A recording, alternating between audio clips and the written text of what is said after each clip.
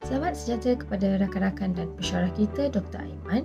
Saya Subashini Narayan Rao, nombor metrik 290463 bersama rakan kumpulan yang lain telah memilih TNB sebagai organisasi pilihan kami. Dan tajuk tugasan kami adalah analisis pengurusan strategik di Tenaga Nasional Berhad TNB.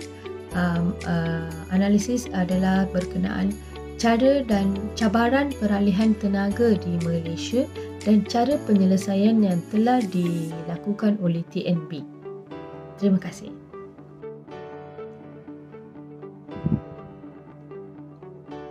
Baik, saya teruskan dengan pengenalan organisasi. Jadi, organisasi pilihan kami adalah TNB, Tenaga Nasional Berhad.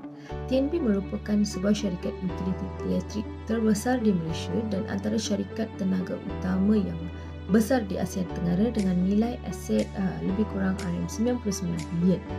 TNB mula ditubuhkan pada tahun 1949 sebagai Lembaga Elektrik Tengah sebelum menukar nama kepada Lembaga Elektrik Negara setahun kemudian.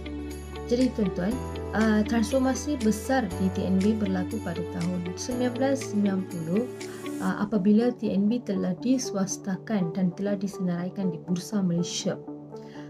Walaupun disenaraikan, pegangan majoriti TNB masih dimiliki oleh kerajaan melalui Khazanah Nasional dan Kementerian Kewangan, menjadikannya sebuah syarikat berkaitan kerajaan atau GLC yang sangat strategik. TNB beribu pejabat di Kuala Lumpur dan TNB memainkan peranan utama dalam pembangunan sektor negara Malaysia. Seterusnya saya teruskan dengan peranan TNB.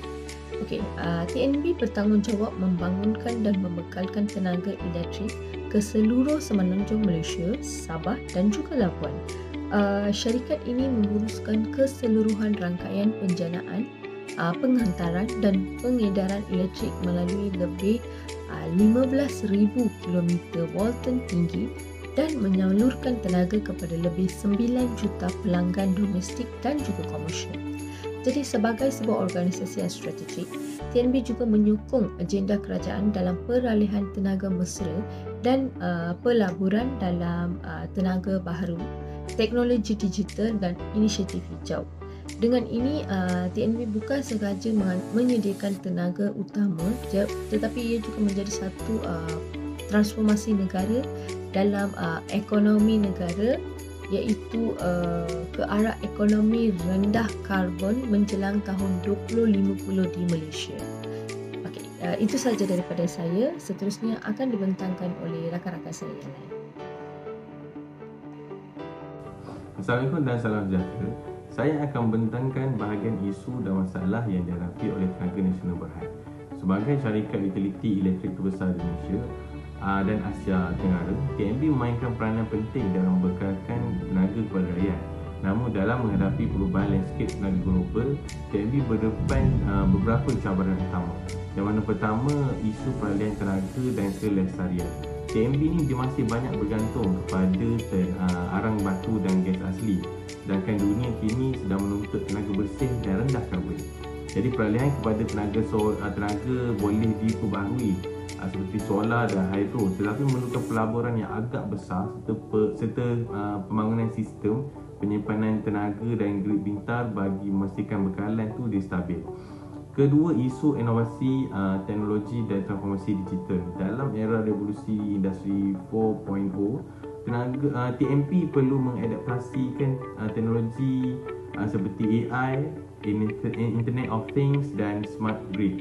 Jadi teknologi ini boleh meningkatkan kecekapan operasi, tapi kosnya agak tinggi dan memerlukan tenaga kerja yang mahir dalam bidang digital. Ketiga, pematuhan peraturan dan dasar kerajaan. Sebagai syarikat berkaitan kerajaan, TNB tertakluk kepada pelbagai dasar dan undang-undang tenaga. Perubahan dalam tarif, cukai karbon dan dasar tenaga boleh memberi kesan langsung kepada pendapatan syarikat. So, keempat, isu pengurusan kos dan kestabilan kewangan. Harga bahan api global yang tidak menentu memberi tekanan kepada kos operasi. Pada masa yang sama, pelaburan dalam tenaga hijau mengambil masa lama untuk memberi pulangan. Jadi TNB perlu mengimbangkan pelaburan jangka masa panjang dengan kestabilan kewangan semasa. So kesimpulannya, 4 isu utama ini menunjukkan bahawa TNB perlu berubah daripada syarikat tenaga tradisional kepada penyediaan tenaga hijau dan digital yang mampu. Seterusnya saya akan menerangkan analisis persekitaran luaran TNB yang menggunakan model PESTEL, iaitu faktor politik, ekonomi, sosial, teknologi, alam sekitar dan undang-undang. So pertama, faktor politik. Sokongan kerajaan melalui dasar seperti National Energy Transition Roadmap membuka peluang besar kepada TNB untuk melabur dalam tenaga hijau. Namun sebarang perubahan kerajaan boleh menjejaskan kesinambungan tenaga nasional. So kedua, faktor ekonomi. Pertumbuhan ekonomi menentukan permintaan tenaga. Jadi bila ekonomi lemah, penggunaan tenaga menurun. So selain itu, tenaga turun, naik harga arang batu dan gas memberi kesan kepada kos operasi TNB. Ketiga, faktor sosial. Masyarakat kini lebih prihatin terhadap isu alam sekitar. So ini memberikan tekanan kepada TNB untuk menunjukkan tanggungjawab sosial dan mengurangkan pelepasan karbon, tetapi juga membuka peluang untuk memperkenalkan produk tenaga hijau kepada pengguna. So keempat, faktor teknologi. So kemajuan seperti AI, IoT dan smart grid membantu TNB meningkatkan kecekapan sistem tenaga. Namun pelaburan yang tinggi dan risiko keselamatan cyber perlu juga dikawal. So akhir sekali, faktor alam sekitar dan undang-undang, TNB perlu mematuhi dasar kerajaan berkaitan kelestarian seperti cukai karbon, pensijilan hijau dan undang-undang alam sekitar. Pemantauan yang lemah boleh menjejaskan reputasi serta kepercayaan pelabur. So kesimpulannya, faktor luaran ini menunjukkan bahawa TNB mesti proaktif dan fleksibel dalam menyesuaikan strategi korporatnya agar kekal berdaya saing serta menyokong agenda tenaga hijau negara. Terima kasih. Seterusnya saya serahkan kepada sahabat saya. Terima kasih rakan saya. Seterusnya saya Muhammad Amirul Farhan bin Abdul Ghani, nombor metrik 290388 akan membentangkan berkaitan analisis persekitaran dalaman.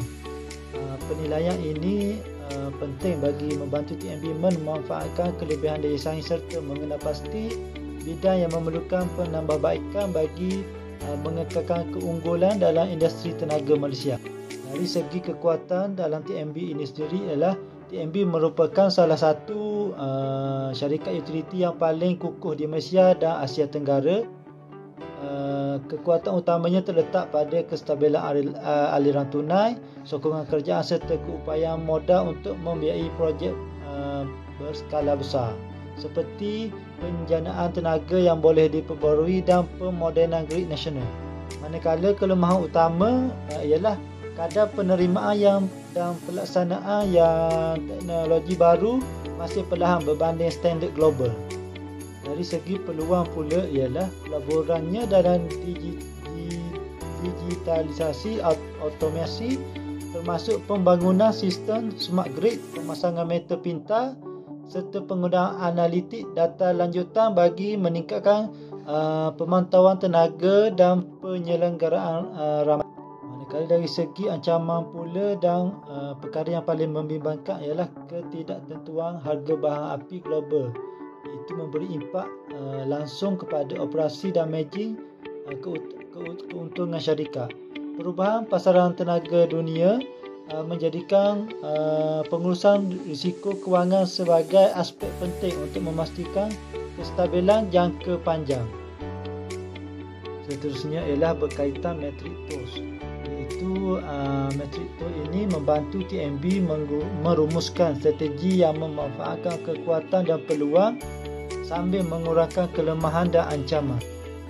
Melalui penyusunan faktor-faktor ini, TNB dapat membangunkan 4 strategi utama iaitu SO, WO, ST dan WT yang sejajar dengan hala tuju strateginya sebagai syarikat tenaga bersepadu negara. Strategi SO menekankan cara TNB menggunakan kekuatan dalaman untuk memanfaatkan peluang luaran.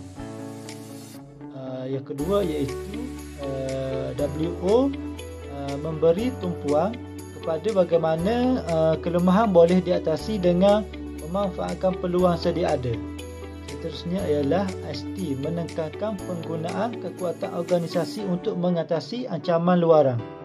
Dan yang terakhir ialah WT, iaitu membantu TNB meminimumkan kelemahan dan mengelakkan kesan buruk daripada ancaman luaran. Selain itu, TNB perlu mengatasi rintangan budaya dalaman terhadap inovasi dengan melaksanakan latihan pembangunan tenaga kerja, menggalakkan kepimpinan transformasi nasional serta menanam budaya kerja yang menyokong pembelajaran dan eksperimen yang teknologi baru. Sekian daripada saya. Terima kasih. Assalamualaikum warahmatullahi wabarakatuh. Nama saya Ahmad Amirul bin Ma'nuh, nombor metrik 290348, dan saya akan membentangkan bahagian cadangan strategi. Cadangan strategi ada 3, dan bagi cadangan strategi yang pertama adalah menumpukan kepada peralihan tenaga dan kelestarian melalui pelaburan dalam tenaga boleh diperbaharui RE seperti solar, hidro dan angin bagi mengurangkan kebergantungan kepada sumber tenaga fosil. Dalam merealisasikan agenda ini, pembangunan infrastruktur pintar seperti sistem penyimpanan tenaga bateri, BESS dan grid pintar adalah penting bagi meningkatkan kecekapan dan kebolehpercayaan sistem bekalan elektrik negara. Di samping itu, pembiayaan hijau melalui penerbitan bon hijau dan kerjasama antarabangsa akan memperkukuhkan sumber kewangan untuk projek-projek tenaga mampan, sekaligus mempercepatkan peralihan kepada ekonomi rendah karbon dan menyokong komitmen negara terhadap kelestarian alam sekitar. Cadangan strategi yang kedua adalah memberi tumpuan kepada inovasi teknologi dan transformasi digital bagi meningkatkan kecekapan operasi dan pengurusan tenaga. Penggunaan kecerdasan buatan AI dalam penyelenggaraan, ramalan dan pengurusan tenaga akan membolehkan pengesanan awal kerosakan serta mengoptimalkan penggunaan sumber tenaga. Selari dengan itu, perluasan penggunaan internet benda IoT dan analisis data raya big data analysis akan memperkukuhkan keupayaan sistem dalam membuat keputusan berasaskan data secara pantas dan tepat. Pelaksanaan grid pintar smart grid pula akan membolehkan kawalan automatik dan pemantauan masa nyata terhadap rangkaian tenaga, sekaligus meningkatkan kebolehpercayaan sistem dan mengurangkan pembaziran tenaga. Cadangan strategi yang ketiga dan yang terakhir adalah menekankan kepentingan pematuhan peraturan dan penyesuaian dasar bagi menyokong agenda tenaga hijau negara.